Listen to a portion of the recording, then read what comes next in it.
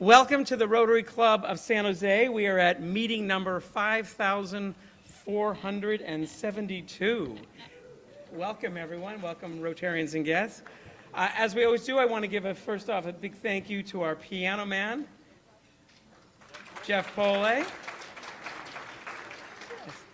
Also want to say thank you to our greeting line today, which was the Downtown Development Committee, which is led by Kathy Cullen and very able Rotarian Jeff Hare. So thank you to them for being our greeting line. All right, we've got a couple red badgers on microphone, I believe. Here we go. It's Catherine, correct? Yes. Please introduce yourself. Hi, I'm Catherine Pendleton from Ani and Cat Marketing, and our sponsor is Johnny Camus. Excellent. Hi, I'm Ani Algahian. I'm also from Ani and Cat Marketing, and my sponsor is Johnny Camus. Okay, well, welcome both of you. Well, here's the good news, folks. We've got a jam-packed agenda, and we've got a room full of guests. So, unfortunately, we are not going to be, I'm told that to make sure we get to our speaker on time, we're not going to be doing formal guest introductions today. But with that said, I do want to give a shout out to, where's the love? Where's the love? Do want to give a shout out to all of the guests here today. Thanks for coming. Thanks for making time in your day to join us and check things out. I want to lead things off with our Interact Club. I see David Heindel here. Before I turn it over to him, I just want everyone to know the Interact Club is the high school students that we work with. Dave has been leading that group. Not this Dave, has been leading that group for a while, and they are just doing fabulous. I think they're in 4 schools, working on a 5th, and we've 5 schools. Excellent, wonderful. And very active member David Heindel is here with some interactors, so take it away, Dave. Thank you, sir. Dave Peterson, I'm filling in for him today. Can't be done, but I'm trying. He wanted me to say a few words. We are up to 5 schools now, and we are still hoping to get a few more members of the club to assist us. Overfelt is now in business, and they're looking for somebody from that school. I can't remember the name. I think it's Bellarmine to help out with that one. So if someone would like to do that, if you shout out "Go Bells," then I'm going to come over and get you to help. I'm pleased to introduce our advisor, Deborah Demas, at Santa Teresa High School, and she's also an AP physics teacher by trade, and also Marcus Mendiola, who's the co-vice president and outreach coordinator, Ethan Pham, our only junior here today, who's also an outreach coordinator, and Riley Lockhart, who's our webmaster and historian. With that, I'll thank you very much. Welcome. With that, I'm going to pass the mic over to Marcus, who's going to give us a few words of wisdom from a senior at Santa Teresa High School. Hi everyone, thank you so much for giving me the opportunity to speak to you all. My name is Marcus Mendiola. I'm from Santa Teresa, ex-ELC attendee. We got 3rd place. Shout out Shashir, best DG ever. I'm from Santa Teresa High School, and I'm Interact Club's vice president and also District 5170's District Council's outreach coordinator. I'm excited to share the recent accomplishments and upcoming plans for Santa Teresa High School's Interact Club. With over 60 active members attending our weekly general meetings during our Monday lunches, our club is dedicated to community service and fostering meaningful connections throughout the campus. Some recent activities that we've done were making dog toys for local shelters, making PB&Js for the homeless shelter, and beautifying Coyote Creek Trail and Jefferson Fontana Park's Rose Garden by collecting trash. Some upcoming events we have are volunteering at Science Camp for Baldwin Elementary, volunteering at this year's Fish Day, which we are very excited to go to. Love Fish Day. And we have a circus dance in March, which we are collaborating with Silver Creek High School Interact, which will be raising funds for this year's district projects. Our board is also very excited to attend the gala this year. As we approach the end of the academic year, we aspire to expand our outreach, engage in more service, and continue making a positive impact in our community, even throughout the summer. Thank you so much for having me. All right, terrific. Thank you, Marcus and Interactors.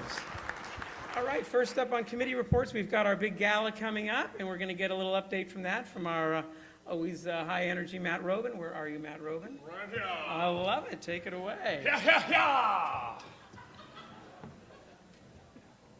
Probably wondering why I'm wearing a kilt and a cowboy shirt. And a cowboy hat. All right, so Gala Committee. We, of course, are very excited about sharing a video of the reason why we're doing this gala, right? This is for our foundation to be able to provide over $200,000 in community support to organizations throughout San Jose. So one of those grant recipients was the San Jose Conservation Corps. Thanks to the incredible generosity of San Jose Rotary Club, the San Jose Conservation Corps has taken a big step forward in addressing food insecurity. With their support, we purchased 2 industrial refrigerators and 1 industrial freezer, allowing us to store more fresh and frozen food items that are both highly nutritious and in a high demand. This equipment boosts our capacity to rescue excess food from local grocery stores, preventing waste and redistributing it to the Corps members and community partners who serve local families. By increasing our ability to store and share food, we are reducing food waste and making a real difference in the fight against hunger. This support helps us create a healthier, more sustainable future. We are so grateful to the San Jose Rotary Club for supporting young adults in our community. So that is just one of the many organizations we've been able to support each year through our community grants that we're able to give. This is why we're going to have a gala. We are going to spend all that money to really support our community. And of course, we ask you to join us, whether it is through donations, whether it is through giving us something we can provide at the auction, such as one of our exciting live auction events. And that's one of the things I'm dressed up for. This is our wonderful Culinary and Hospitality Committee. If you're on that committee, raise your hand. Let's get a bit of a round of applause for these folks. All right, this is our Saddle Up for Smoke and Sizzle, a gourmet Western affair. An exclusive dinner for 12 that marries rustic charm with refined indulgence at the stunning Wind Rider Ranch.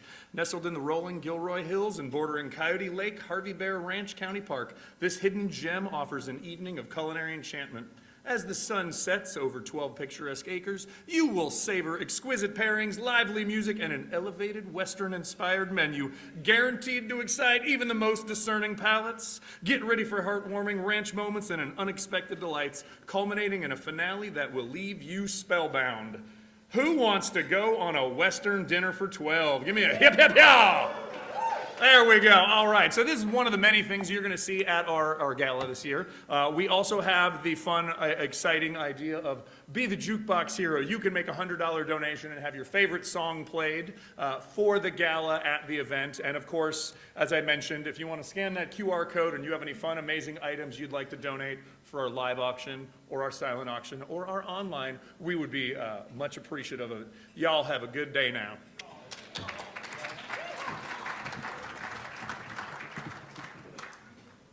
Thank you, Matt Robin. Okay, one of the more colorful traditions we have at Rotary is the exchange of flags and banners between clubs. And we've had over the years many folks come from all over the world to our club and exchange with us flags. And every so often we're lucky enough to have some of our Rotarians go out into other places and visit Rotary clubs across the world and exchange flags. And we've got 2 of them here today going to talk about that. We got Mark McKenna and the Honorable Pat Lucas. Show some love, folks.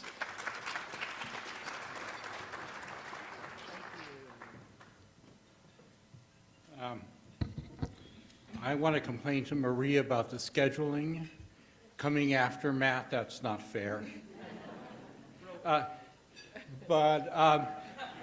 So Pat and I had a chance to visit with Rotary clubs.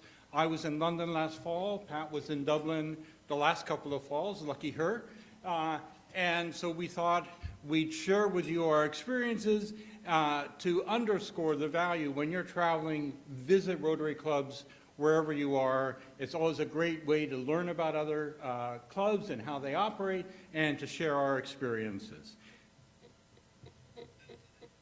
Right, so Mark went to London and I went to Dublin. Everybody saw that last slide?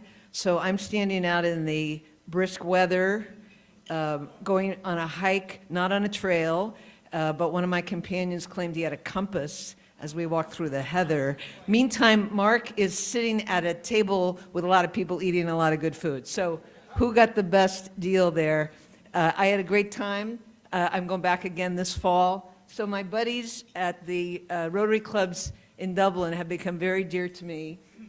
The Rotary Club of Dublin has a Tuesday morning hill walking group, which is why I was out in the heather, not on a trail, and also with these gentlemen. There's no such thing as bad weather, only inappropriate clothing. That's what they say in Ireland. So that is, that's Rotary Club Dublin. Then top left is Rotary Club of Dubh Fingal out near the airport. And they got together to go to a play called Agreement, which is about the Good Friday Agreement ending the Troubles. That was very interesting. And then finally, Rotary Club Central, lower left. That woman is not only an American, but from San Jose. And she was in the tech biz, assigned to Dublin, found her true love, and married him, and has ended up being there. So it's so much fun to connect with people when you travel, and doing it through Rotary is really a great amount of fun. Mark. So as you said, Pat went to Dublin and I went to London.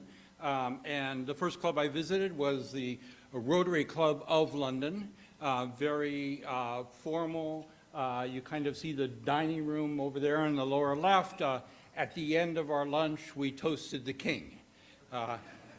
And then I went and visited the Rotary Club of St. Marylebone. That's how it's pronounced, St. Marylebone. St. Marylebone is one of the older clubs in London, and one of the things I learned is back in the good old days of the early 90s, they used to get together at a pub for their meetings, and then after the meeting, they'd just stay at the pub until it closed. They said it's not that way in London anymore. It's a much more go-go city, and it's hard to get people out for lunch, much less for a 4-hour afternoon. And the last club I visited with was the Westminster International Rotary Club. The first side was their Christmas dinner. My wife and I got to join them for that. It was a lovely special evening. Westminster International, as is said by the name, is set up as a club that gathers members from the international community, which is obviously a very large community and addresses international issues. So it was really great to get a chance to meet with all those clubs. While we were there, we learned about the great London-Dublin debate. So the London Club, Rotary Club, famously claims to be the first Rotary Club in Europe, and you can see their charter up there on the wall. However, when I mentioned that I was on my way to Dublin, after meeting with them, one of the members took me inside and said, well, you know, there's a bit of a dispute between London and Dublin because we were chartered first, but they actually met first. And whenever one of our members goes to Dublin, they always take care to provide us with a copy of the minutes from that first meeting, which indicates their precedent. Okay, so I was supposed to get a rebuttal, but he did a very even-handed job of explaining the controversy. The flag of Rotary Club Dublin does say first club outside North America. So it's not just in Europe, it's like outside North America. And the conspiracy theorists among us might want to give some thought to why it was that it took only less than a year for the London club to get chartered, but it took forever to get the Dublin club chartered. It's not disputed that the Dublin Club met in February of 1911. But I'll just remind you that in 1911, Ireland was part of the United Kingdom of Great Britain and Ireland, and that's all I'm going to say. So thanks for wearing your tweed. Looks good. Looks good. Thank you. So we'll give these to you. Thank you. Okay. Let's see here. Well, if you want to feel good about being a Rotarian, then I think I suggest you hang out with some folks from the International Services Committee, because If you talk to them, you're going to find some amazing things that they are doing in the world under the name of Rotary, and we're going to get a little glimpse of them today. Alfreda Egan, who is the chair of our International Services Committee, the committee's amazing. She's going to give us a little sneak peek. Show some love to Alfreda.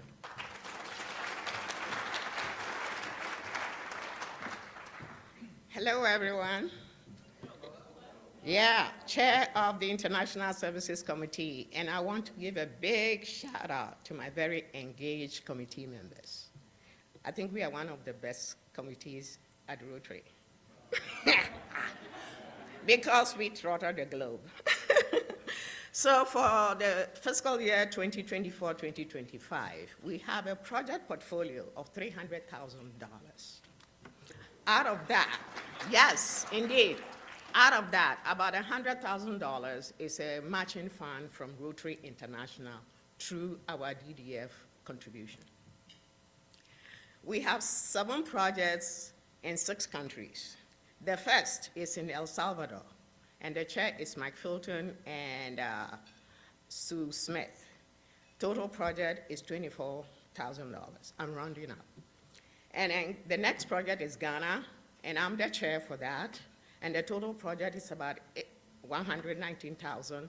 Out of that, $100,000 is a global grant. The next is Nigeria, and the chair is our friend Ini, and the project is $38,000. The next is Peru, Kathleen Thomas, and it's a $70,000 water filtration project. Next is Uganda. Chair is Brenda Sweeney, and it's a girls' hygiene project at a cost of $30,000. Out of that, $15,000 is a global grant. Next is Vietnam. Chair is Tu Anh Do, who's been a master at this. She's been at this longer than any of us. And maybe Mike. I'm a newcomer to this. The project this year for her mushroom farm is about $13,400. And then we do get to collaborate with Wired International, and this is headed by Tim Hegstrom in the healthcare training arena, and he's done about $7,500 in Armenia and Nigeria. Of the $300,000 total project portfolio, we've completed about 64%. The completed projects are Ghana, the Boale School project, which is a high school project, at $106,000, and Nigeria Health Clinic at $36,000, Uganda Girls Hygiene Club at $30,000, Vietnam Mushroom Farm, and the Wide International Health Training. I will give you a little glimpse into the completed projects, starting with Ghana in West Africa. As you can see here, the first project is in a secondary school, and we provided 44 toilets for the girls. We built 32 bathhouses with showers for the girls. We renovated classroom blocks. We mechanized 4 boreholes and built a new one. We also replaced 4 water tanks that were leaking and renovated a classroom block for a primary school 1 to 3. You can see the pictures of the inauguration ceremony, unveiling the plaque, and the primary school girls under the newly built classroom. And of course, I'm down below here with the girls, and then the next picture is the girls cheering for a picture. Next, we go to the WASH project in the same school. The top corner is a 12 toilet seater that they had for about 900 female population in the campus. Let's just say that wasn't enough. And besides, the water supply wasn't working, so the girls found a way to attend to nature, which wasn't the preferred way because it spread a lot of disease and wasn't hygienic. The next building is a 20-unit additional toilet that we built. So together, they have 32 toilets for the total population, and a picture sample of the toilet is what you see up there.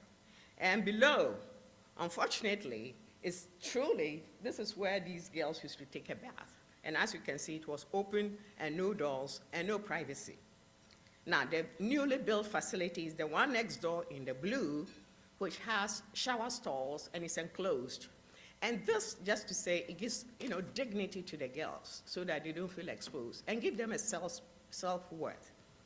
And the next one is me in the toilet building, inspecting it, and we provided wash basins for them to wash their hands. The important thing about this project is we trained about 50 girls in the school and formed a hygiene club.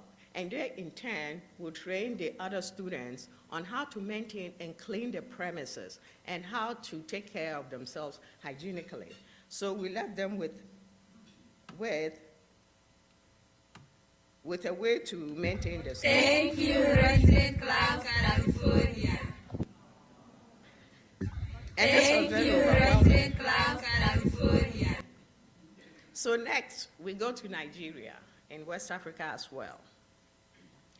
And this is chaired by Ini in Nigeria. She built a health clinic. She renovated the health clinic, and you can see the old building, and then the new building is below, and you can see the big difference. She also provided water supply to the building, as well as trained the healthcare workers to provide care.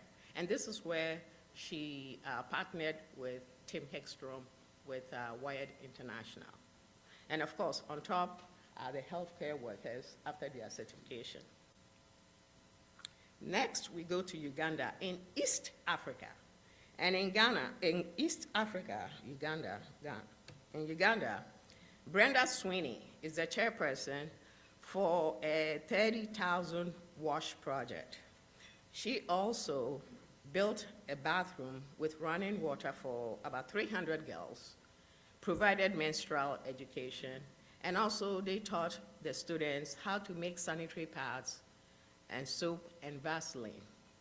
And of course, you see a picture of them making the sanitary pads and the Vaseline, and a picture of the proud project lead with the Rotary logo. Next, we go to Vietnam in Asia. Chu Ando is a project chair for this 13,400 project. And it's really a mental health project where she provided a mushroom farm for mental patients.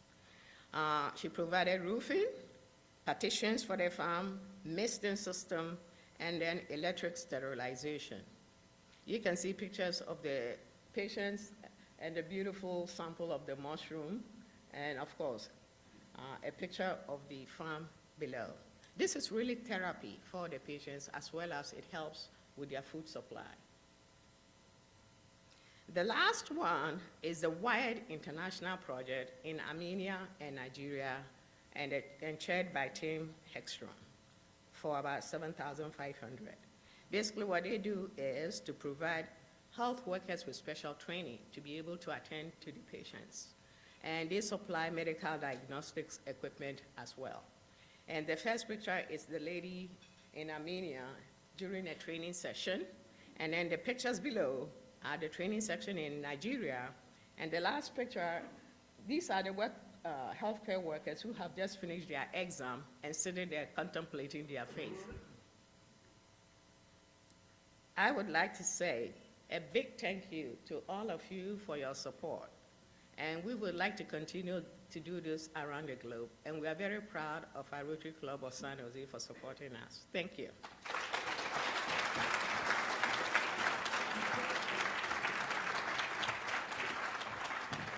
All righty. The buffer time, President's time. Okay, a few announcements we've got here. First is we have coming up the blind wine tasting, which is on April 10th. So mark your calendars if you have not been to this. It's a fabulous event. It was started, I think, 10 years ago by past President Kay Shera, who was chairing the CHC committee. And this is held at Bert George's wine shop. You get there, CHC has put out some tasty treats. You meet, you mingle, you nosh, and then they divide you up into teams of 4 for a little wine evaluation competition. We find out who knows wine, and what's the answer? Nobody knows wine. That's other than Bert.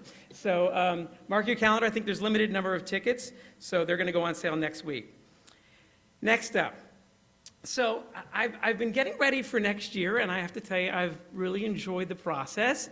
I've been out there meeting with committees, learning lots of new things about the club and about our city. And one of the things I've learned, that many of you probably already know, is that San Jose has incredible murals downtown.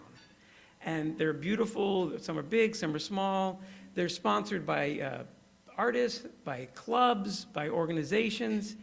And one of the things I'm exploring for next year is the idea of maybe we should have a Rotary-sponsored mural downtown, something that reflects our values and kind of shows some of the projects we've been a part of. So on March 27th, I'm going to meet up with Local Color, which is a local organization. We're going to take a tour of the murals and learn about them and where one might be able to go. And I'd love it if you were interested to come out and join me for that walk. You meet at 3 p.m. on the 27th. Okay, do we have 2 minutes? I think we've got a little time here. I had to plug a little entertainment in here for myself. I might be the only one who gets it, but we'll do it. Okay, so on Sunday, folks, was a significant day in the world of Rotary. So I thought we should play a little game. Since we're all Rotarians, we're supposed to know the history of our club and our organization. My God, I'm failing the test. So sorry. Here we go. So we're going to play. I wanted to see who wants to play a little game of Who Knows Rotary. We're going to ask a little question, see who gets the right answer. And of course, there will be a prize. Got some of Bert George's good stuff here. Joseph George Sauvignon Blanc. Raise your hand if you want to play a little game for fun here of Who Knows Rotary. All right, we got some. All right. Terry Chapman right there. Very nice. So let's get a microphone to Terry. Go ahead. I will say, Terry, the hand went up a little quickly, which suggests confidence, but that makes sense. You never know how it's going to go. Long-standing Rotarian, didn't you just come back from Bangladesh representing our club at a Rotoplas? Okay. For 2 weeks, yes. Very good. Okay, so here's the question for you. So I'm not really awake yet. Oh, okay. Excuses have begun. Let it go. Okay. So Sunday was, I'm going to do this for you. I'm going to give you an either-or option here. Okay. Sunday was February 23rd. What was February 23rd the anniversary of? Is it option A? Is it the anniversary of our amazing club started in 1915 in O'Brien's Candy Store in downtown San Jose, and now, dare I say, the 9th largest club in the world? Is it the anniversary of that? Or is it option B, which is the anniversary of Rotary International, which was founded in 1905 by Paul Harris in Chicago, got together with 3 other people to start this club, to exchange ideas and build friendships, and now here we are 120 years later. Which is it, Terry Chapman, A, local, or B, international? Do I get to make a call, like maybe to John Kennett? Well, there you go. Good choice, yes. No phoning a friend here. Okay, all right, so I would go with A. A, you're going with the local. I'm going with local. Wrong. I'm so sorry. I'm so sorry. You know what? We'll give you the prize nonetheless in the spirit of it. No, it's the anniversary of Rotary International. We're now 1.2 million members. We're in 220 countries. It's an amazing, and we're a part of this amazing organization. So that was the anniversary on Sunday. And with that, I think it's time to get to the main attraction. If I can do this right. It's not working. All right, Brian. The man needs no introduction, but we're going to give him a little introduction here today. Are you ready? Stay right there. Don't go far. Brian Adams, he is a fabulous Rotarian. He has been a great Rotarian member of this club for more than 20 years. He served as our club president from 2015 to 2016, and he is here today to talk to us about the Academy Awards and movies, something near and dear to his heart, something he knows a lot about. Spent 20-plus years in the world of media, was a 2-time Emmy nominee, a member of the Bay Area Broadcasting Legends organization, and dare I say, he's a man of great warmth, good humor, and encyclopedic knowledge of the movie industry. Please give a warm welcome to past President Brian Adams. Thank you.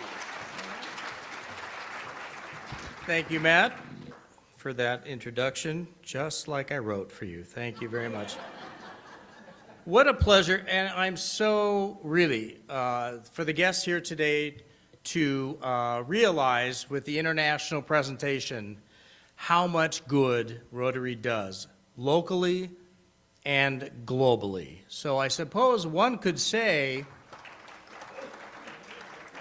here today, Ghana tomorrow. That's one could say that. I wouldn't recommend it. Okay. It's a pleasure for me to be back to, I always call this the least significant program of the Rotary year. So thank you for that agreement. Okay, we're tired of seeing me up there, right? Okay, here we go. As always, we're going to begin with a little Oscar history. Many of you may have heard this already, but for some of our newer members, this may be new information. The first Academy Awards ceremony took place on May 16th, 1929 at the Hollywood Roosevelt Hotel. It was a private dinner with about 270 guests. The tickets cost $5. The ceremony itself lasted 15 minutes. The winners had been announced 3 months earlier, so there were no surprises. The awards honored films released from 1927 to 28. This is an image, the inset there is of that very first Academy Awards, and it's overlaid on a recent photo of the Hollywood Roosevelt where my wife Gina and I stayed in during a trip to LA last July. And it's really a cool place if you have the chance. Terrible neighborhood, but a really fun hotel. Officially named the Academy Award of Merit, the trophy is better known by its nickname, Oscar. It stands 13.5 inches tall and weighs 8.5 pounds. Legend has it that it earned its nickname back in the day when then Academy librarian Margaret Herrick mentioned that, hey, that resembles my Uncle Oscar. Well, it stuck. This is Lee DeForest. This honorary Oscar that we see here next to me was presented to Lee DeForest in 1959 in recognition of the first sound on film process, which occurred nearly 40 years earlier. Oscar is with us again, courtesy of the good folks at History San Jose. Please join me in thanking History San Jose President and CEO Bill Schroe. Bill, can you come up here for a second? I have a little something. You bring Oscar out every year for this program, and I really appreciate it. And I have for you, because you don't have enough lapel pins, the official Oscars lapel pin from the Academy Museum of Motion Pictures. So there you go. Thank you. Thank you very much. Appreciate it. And yes, at any point after the program today, please come up. You're welcome to take pictures with Oscar. The only thing that Bill asks is if you hold it, just put those white gloves on, please. The film reel, and you'll see that close up, the reel itself, which Oscar stands on, features 5 spokes, and those represent the 5 original branches of the Academy: actors, directors, producers, technicians, and writers. Nearly 10,000 voting members from the now 19 branches of the Academy vote to determine the nominees in their respective categories, meaning actors nominate actors, editors nominate editors, and so on. All voting members are eligible to select the Best Picture nominees. In the aftermath of the devastating fires in the LA area, Academy voting and the nominations announcement were delayed this year. Several usual Oscar-related events were also postponed. Final voting began on the 11th of February and just concluded last week, the 18th, at 5 p.m. Pacific time. After the final ballots are tabulated, only 2 partners of PricewaterhouseCoopers know the results until the envelopes are opened on stage during the Oscar telecast. This year, the 97th Academy Awards ceremony will take place this Sunday, March 2nd, at the Dolby Theater in Hollywood, with first-time Oscar host Conan O'Brien, first time that he's hosted the Oscars. Look for the usual bits of humor, lengthy speeches, some of a political nature, no doubt. And this year, I'm sure they'll have moments recognizing first responders and tributes to victims of the LA fires, potentially with some fundraising for relief efforts, as was the case with recent awards, including the Grammys, the Critics' Choice, and Screen Actors Guild Awards. All right, let's look at the nominees in the categories Actress, Supporting Actress, Actor, Supporting Actor, Director, and Best Picture. Fun fact, every Best Actress nominee this year comes from an Oscar-nominated Best Picture, which has not occurred in 47 years. The nominees are Mikey Madison for Anora, Carla Sofia Gascon for Emilia Perez, Fernanda Torres for I'm Still Here, Demi Moore for The Substance, and Cynthia Erivo for Wicked. Cynthia Erivo, who gave a powerful yet sensitive and impressive performance as Elphaba in Wicked, was previously nominated for Best Actress in 2020 for the film Harriet. Fernanda Torres is a Best Actress nominee for her performance as a Brazilian human rights lawyer in I'm Still Here, a story of a family dynamic during the 1970s Brazilian dictatorship, which is also Brazil's entry for Best International Feature. Torres is a well-respected and award-winning actress in Brazil, and she has received the Golden Globe for Best Actress in a Drama. Carla Sofia Gascon's nomination makes Oscar history, as she is the first openly trans person to receive an Academy Award nomination. There was some momentum favoring Carla as she shared the Cannes Film Festival Best Actress Award in 2024 with her Emilia Perez co-stars Zoe Saldana, Selena Gomez, and Adriana Paz. However, Netflix backed off from campaigning for her in the wake of controversial past social media posts by the actress that have come back to haunt her.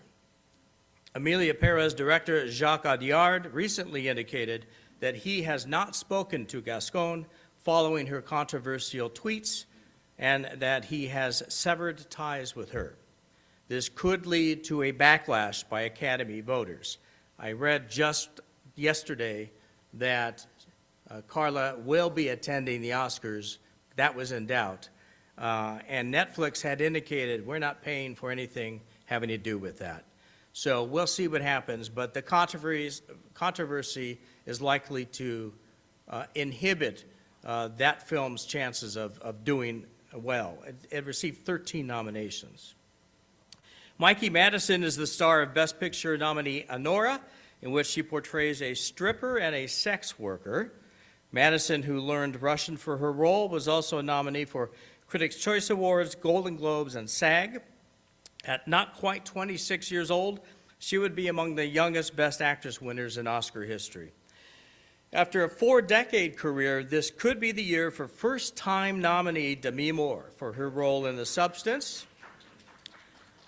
Seen somewhat of a comeback performance as she plays an aging celebrity whose star is fading, so she uses a black market drug to create a younger version of herself with catastrophic side effects. She earned the Golden Globe Best Actress Musical or Comedy category. She received a Critics' Choice Award for this performance and just recently was honored by her peers at the Screen Actors Guild for its SAG Awards. Given her lengthy career, Demi Moore is the sentimental favorite to win. Many of you voted. We had on the Oscar ballots, 39 of you voted, participated, and the prediction of those 39 folks is that Demi Moore will win with 38% of your vote. In the, we got some Demi Moore fans there. In the supporting actress category, this looks to be a battle between Zoe Saldana for Emilia Perez and Ariana Grande for Wicked. If it gets down to a sing-off between the two, I think Ariana wins, but that's not how this works. And if Cynthia Erivo gets passed up as lead actress for Wicked, it's doubtful the Academy will honor her co-star in the supporting role. I wonder, though, if Grande does win, do you think her co-star will be green with envy? It's too easy. Too easy.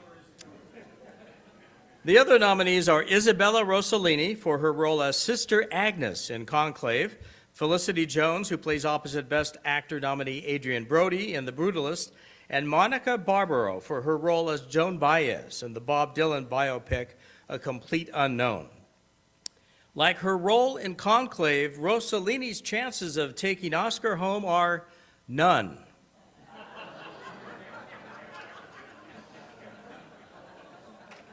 And yet, it's worth noting that her peers recognized her performance considering she had less than 8 minutes of total screen time in that film. But remember, Dame Judi Dench won this category for her 8 minutes of screen time in the film Shakespeare in Love, if you remember that. I'd like to see the Bay Area's Monica Barbaro, who grew up in Mill Valley, earn an Oscar for A Complete Unknown, especially since she took nearly a year learning to sing and play guitar so she could do justice to Joan Baez. Regrettably, much of her performance I found to be relegated to reaction shots, a director's choice, no doubt, but not compelling. This one may go to Felicity Jones by default unless Zoe Saldana benefits from the multiple nominations of her film, Amelia Perez. Hers really was a standout performance in that film. Saldana has earned several awards for her role, including Critics' Choice, Screen Actors Guild, and at the Cannes Film Festival. Voting Rotarians also predict that Zoe Saldana will take Oscar home with more than 56% of your vote. Let's take a look at the category Actor in a Leading Role. The nominees are Sebastian Stan for his portrayal of a young Donald Trump in the film The Apprentice, Adrian Brody as a Hungarian-born Jewish Holocaust survivor who immigrates to the United States in The Brutalist, Timothy Chalamet as Bob Dylan in A Complete Unknown, Coleman Domingo in a moving performance as a prisoner participating in a theater arts program in Sing Sing. You may recall that he was nominated last year for Rustin. And Ralph Fiennes as a Catholic cardinal leading church electors gathered to decide a new pope in conclave. The race, I think, is between Chalamet and Brody, and I'm giving a slight edge to Chalamet simply because he's been seen just about everywhere during the Oscar campaign season, including as the host and musical guest on Saturday Night Live. He just received the Screen Actors Guild Award from his peers. His campaigning may pay off, as being top of mind is really important when those Academy voters are completing their ballots. This is Adrian Brody's second Oscar nomination, having won his first in 2003 for the film The Pianist. Will he be 2 for 2? Ralph Fiennes gives a strong and measured performance as Cardinal Thomas Lawrence in Conclave. Is he deserving of the Academy Award this year? Is the Pope Catholic? Fiennes has been nominated twice before, and I'd be happy to see him win. And if he doesn't take home Oscar, I think it's a cardinal sin. That's what it's a tough room. 44% of the voting members of our club predict the winner will be Timothy Chalamet, edging out Adrian Brody, who had 41% of your vote. Here we go. Supporting actor Yuda Borisov for Honora, Kieran Culkin in A Real Pain, Edward Norton, who earns his 4th nomination, this one for his portrayal of Pete Seeger in A Complete Unknown, Guy Pearce for The Brutalist, and Jeremy Strong in The Apprentice. I'd like to see Edward Norton rewarded for his understated performance. He's terrific in this. But this Oscar goes to Kieran Culkin, as he has already dominated the awards leading up to the Academy Awards.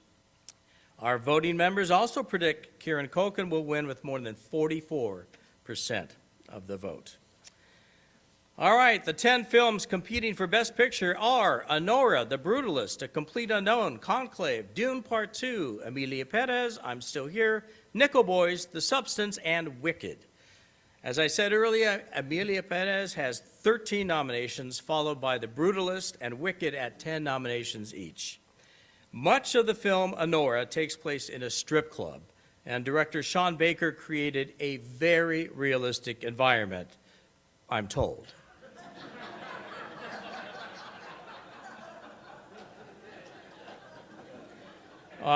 Not sure if that alone puts the film in the pole position, but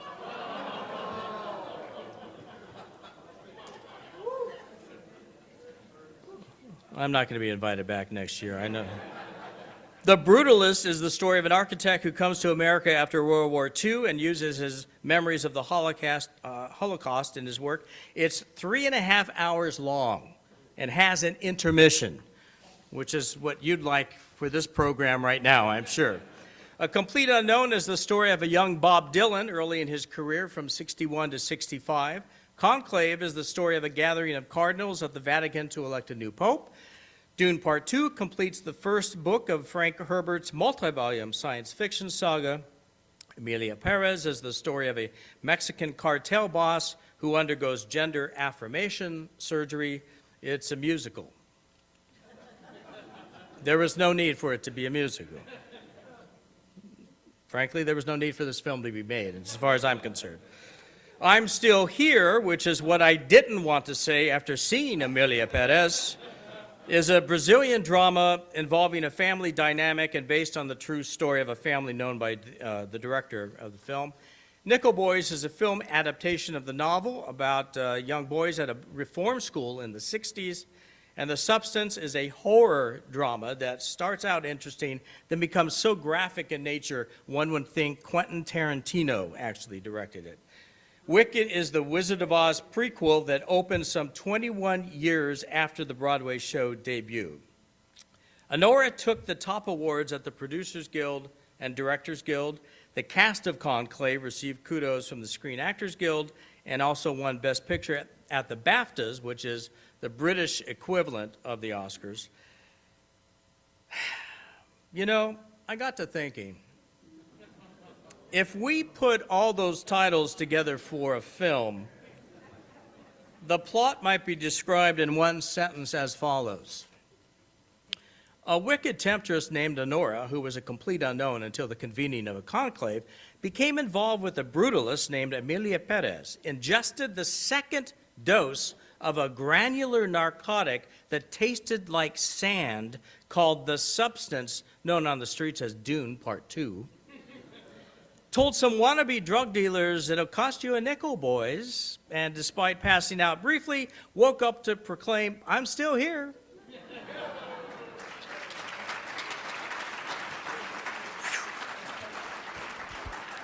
I think this one comes down to Honora, The Brutalist, and Conclave. If the Academy plays it safe, Conclave will win, as it's a more traditional type film.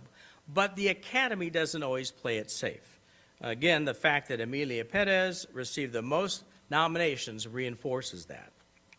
Voting members of our club are predicting the Best Picture Oscar will go to The Brutalist at 23% of the vote. Tied for second place are Wicked and Emilia Perez. Best Director category has Jacques Audiard for Emilia Perez, Sean Baker for Honora, Brady Corbet for The Brutalist, Coralie Farja for The Substance, and James Mangold for A Complete Unknown. Sean Baker received the top prize from the Directors Guild, and he's likely to win the Oscar as well. 36% of our voting members agree that Sean Baker will win this category. We'll know the results on Sunday, and again, the Rotarian who most accurately predicted the outcome of those on the Rotary ballot will receive some fun prizes, including movie passes and food and beverage credit at Pruneyard Cinemas, courtesy of our very own Dan Orloff. Thank you, Dan. And the official Academy Awards poster from the Academy Museum of Motion Pictures, where I also enjoyed, as I said in July, this experience.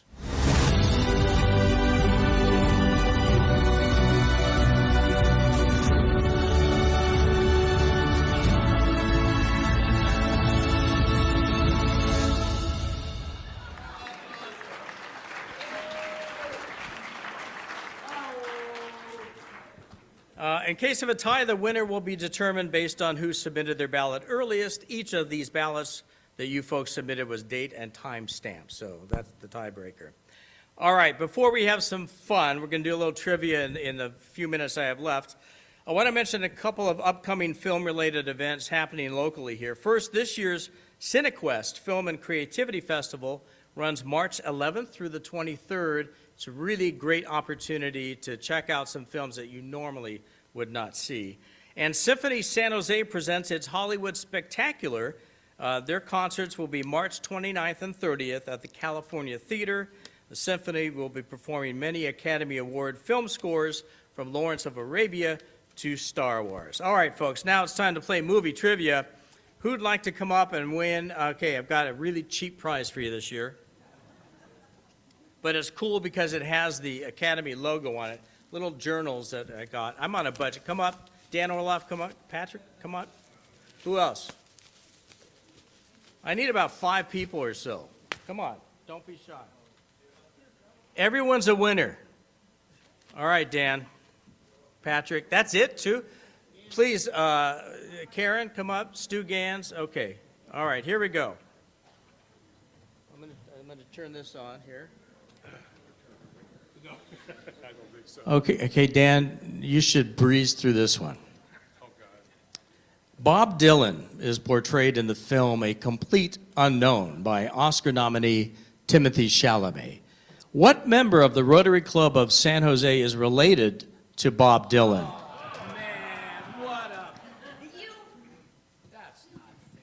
He's my third cousin.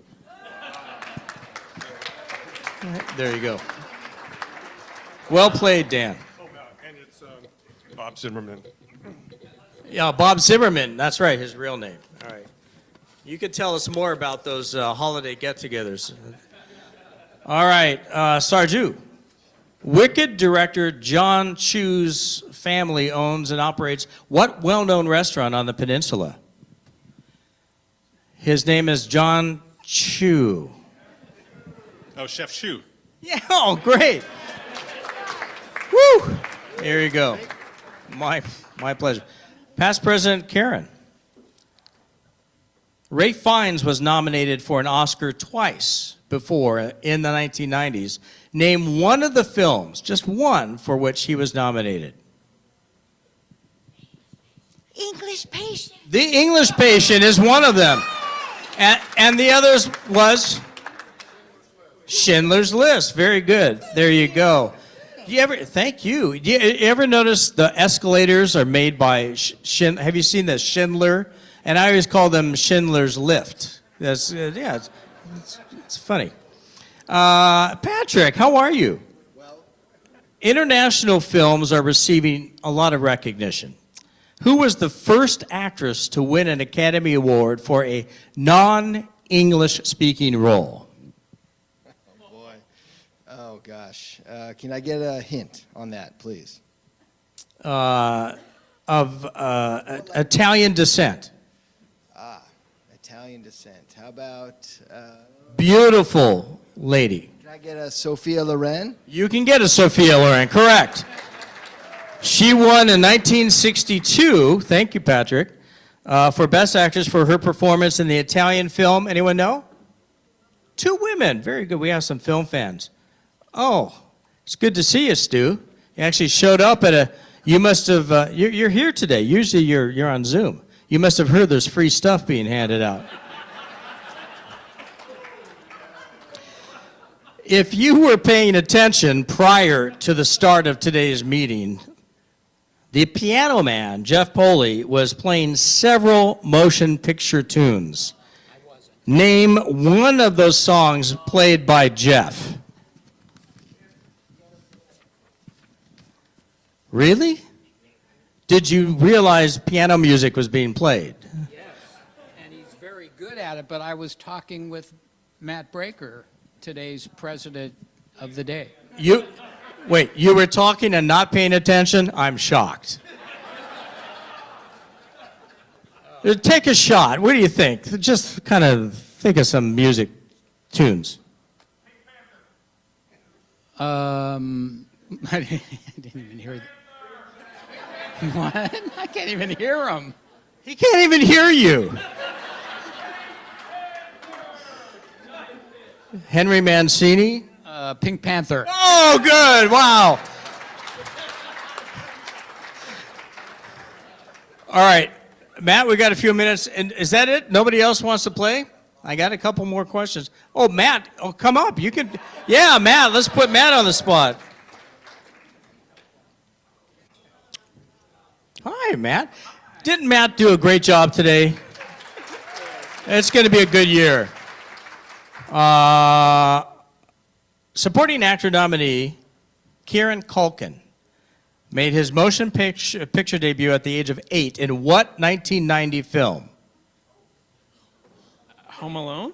Yes, Home Alone, with his brother Macaulay. Said with confidence. Oh, suddenly. My daughter insisted I come up because she wants me to be wrong. Okay, I only have one left. I'm sorry. And 2 minutes left. Supporting actor nominee. Oh, I did this one already. Who is the most nominated actress in the history of the Academy Awards? Meryl Streep? Yeah, no surprise there. 21 nominations for Best Actress and Best Supporting Actress by the Academy. Meryl Streep, it is. There you go. Meryl Streep. All right. All right, Matt. That's it. It's all yours. He did not disappoint. Let's hear it for Brian Adams. Shall we take our photo? We'll take a quick photo here.